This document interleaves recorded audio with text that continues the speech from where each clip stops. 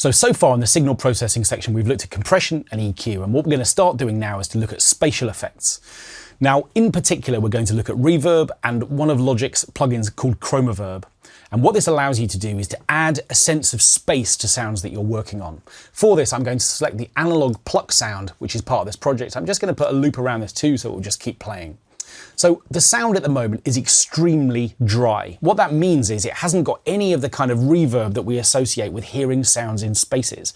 If you imagine walking into a big concert hall and clicking your fingers, what you'll find is that you don't just get the sound of your finger snap, you get the sound of it vibrating off and into the space around you. And of course, finger snaps sound very different in concert halls and cathedrals and small rooms and in recording studios. And of course, the instrument is the same, but the space around it changes. And reverb, applying reverb to sounds, allows us to sort of bring a sense of space to the sounds we're working on. So here's the dry sound.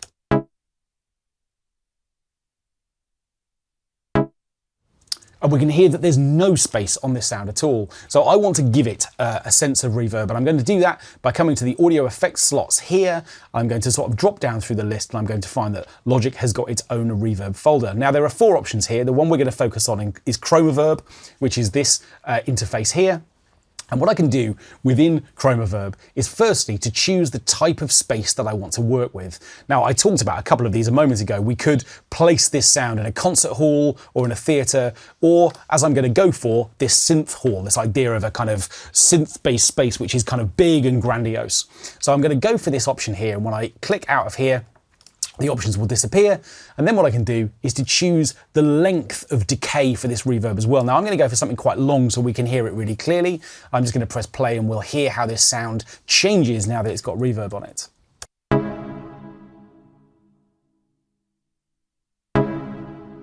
Just bypass it and have a dry version, and with the reverb back on it. So immediately what we get is this much more kind of grandiose sound. Now, what we can do within Chromaverb is a whole range of things, and make sure you check out the intermediate course where we'll dive into a lot more of the parameters within this particular plugin. But in the bottom right-hand corner, I've got 2 controls which allow me to adjust the volume of the incoming dry signal and the outgoing wet signal. So in other words, I've got control now over how much of the dry sound we're going to hear and how much of the wet. So in other words, if I want more reverb, I can turn up the wet dial so we can hear more of that. And it's a separate volume control, if you like, for just the reverb, whilst this one is just controlling the dry sound.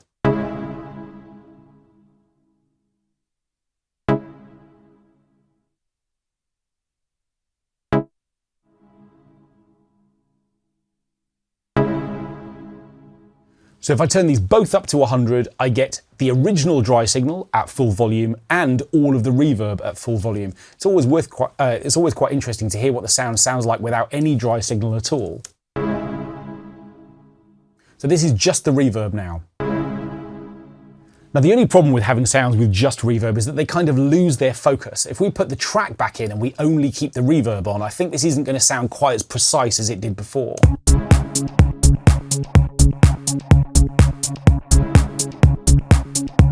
Now it's an interesting effect, but it's losing just the definition of the starting of that note. So I'm going to bring this back in and maybe just turn it down a little bit so we get this a lot of reverb and most of the dry signal as well.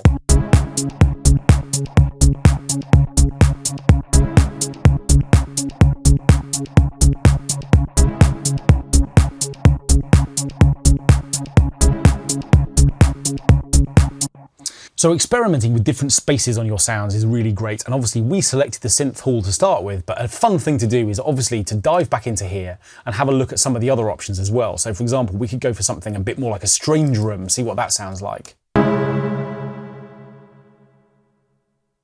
That's giving us this slightly clangier sound. Or something bloomy.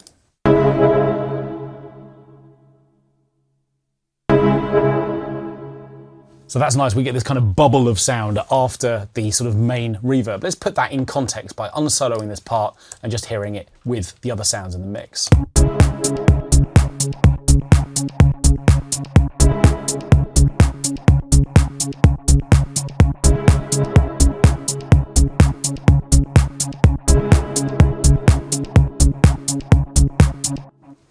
And you can see the other thing that's fun to experiment with is the overall decay time, how long the reverb lasts. So we can go from something very short and punchy to something that's much more long and washy. So Chromaverb is a great place to begin to experiment with working with kind of spatial effects within your tracks.